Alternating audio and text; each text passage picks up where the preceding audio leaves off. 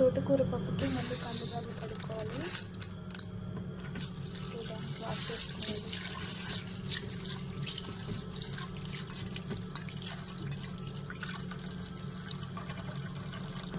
ఇలా 2 times wash చేసుకొని నీళ్ళు పట్టుకోవాలి.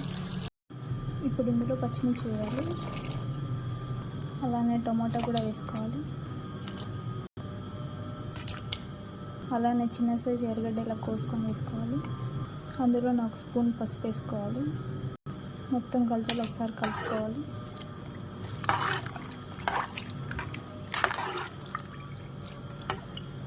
ఇలా మొత్తం కలిసేలా కలుపుకొని స్టవ్ పైన పెట్టుకొని ఉడికించుకోవాలి. పప్పు ఇలా ఉడికింది.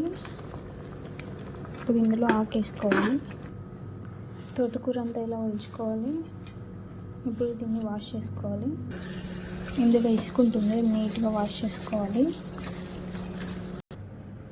ఇలా మొత్తం నీట్గా వాష్ చేసుకొని పెట్టుకోవాలి. ఇప్పుడు ఈ పప్పులో ఆకు వేసుకోవాలి.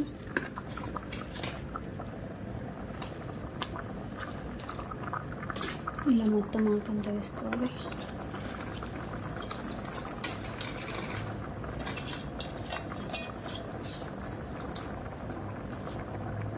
ఇప్పుడు మొత్తం కలిసేలా ఒకసారి కలుపుకోవాలి.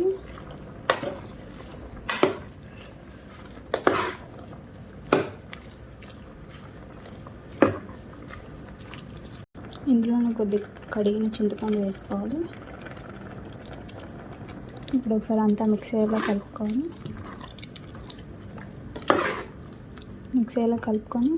ఆకు పప్పు అంతా ఉడికిపోయింది. ఇప్పుడు పప్పు కొద్దిగా చల్లారాక వేపుకోవాలి. ఇప్పుడు ఇందులో సాల్ట్ వేసుకోవాలి. 2 స్పూన్స్ వరకు వేసుకున్నాం. ఇప్పుడు పప్పు కొద్దిగా వేపుకోవాలి.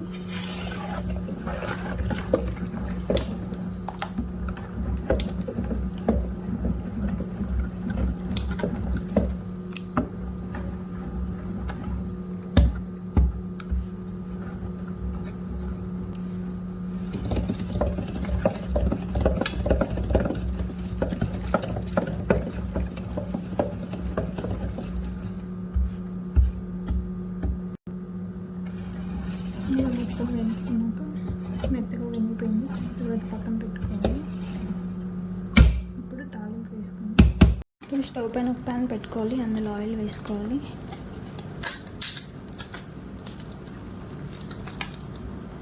ఇప్పుడు ఆయిల్ హీట్ అయింది. కొద్దిగా ఆవాలు వేసుకోవాలి.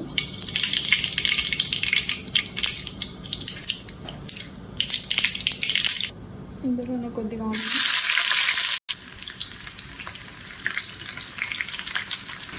కొద్దిగా కరివేపాకు, 3 ఎండుమిరపకాయలు బాగా ఆయిల్లో వేయాలి.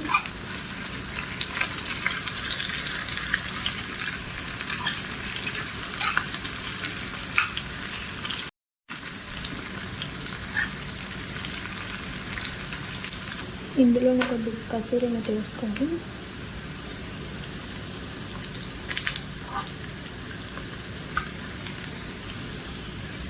ఇలా బ్రౌన్ కలర్ వచ్చేలాగా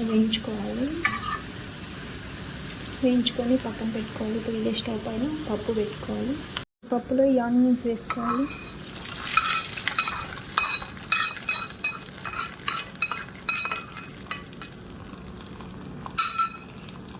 ఇలా వేసుకొని ఒకసారి కలుపుకోవాలి.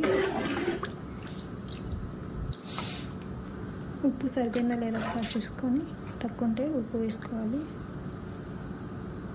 ఇప్పుడు ఈ పప్పు మీద మూత అయితే పెట్టుకొని కొద్దిసేపు ఉడికించుకోవాలి. ఇలా పప్పు మరుగుతూనే స్టవ్ ఆఫ్ చేసుకోవచ్చు. స్టవ్ ఆఫ్ చేసుకొని పక్కన పెట్టుకోవాలి. అంటే తోటాకు పప్పు రెడీ అయిపోయింది.